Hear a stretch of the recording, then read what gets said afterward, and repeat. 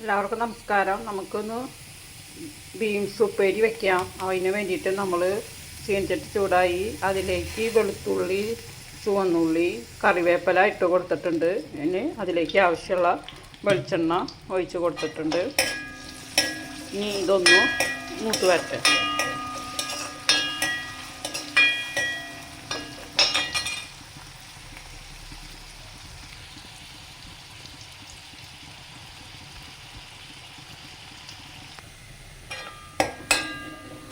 ഉള്ളിയും വെളുത്തുള്ളിയൊക്കെ മൂത്ത് വന്നിട്ടുണ്ട്. ഇനി അതിലേക്ക് ആവശ്യത്തിനുള്ള മുളകും പൊടി ഇട്ട് കൊടുത്തു.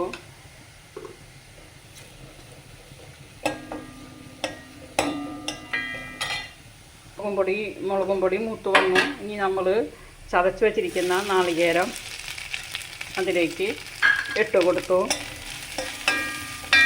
അതൊന്ന് വഴറ്റിയെടുക്കാം.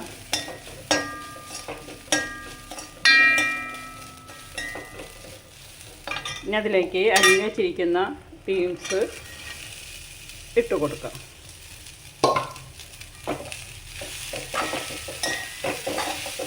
ഇനി അതിലേക്ക് ആവശ്യത്തിനുള്ള ഉപ്പ് ഇട്ട് കൊടുക്കുക. ആവശ്യത്തിനുള്ള ഉപ്പ് ഇട്ട് കൊടുത്തു.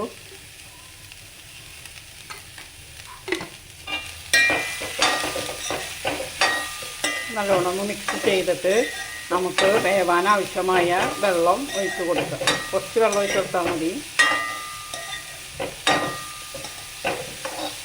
നല്ലോണം മിക്സ് ചെയ്തു. ഇനി നമുക്ക് വേവാൻ ആവശ്യമുള്ള വെള്ളം ഒഴിച്ചു.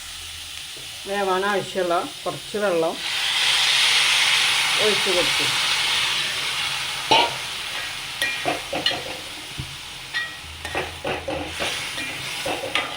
ഇനി ഇത് നന്നായി വെട്ടി തിളച്ച് വരുമ്പോൾ ചെറുതീയിലിട്ടിട്ട് നമ്മളത് വേവിച്ചെടുക്കുക. അപ്പം നല്ല രസമാണ്. ബീൻസ് ഇതേപോലെ ഉപ്പേരി വെച്ചിട്ടുണ്ടെങ്കിൽ മെഴുക്ക് പറ്റി വെച്ചിട്ടുണ്ടെങ്കിൽ.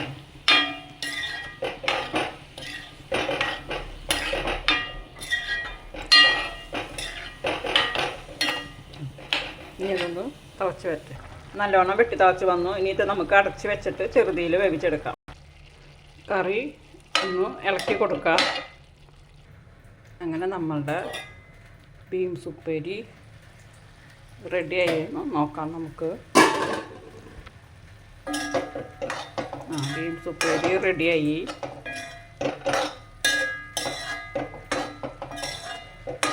വെള്ളമൊക്കെ വറ്റി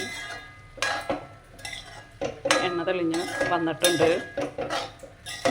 ഉപ്പൊക്കെ കറക്റ്റാണോ നോക്കാം.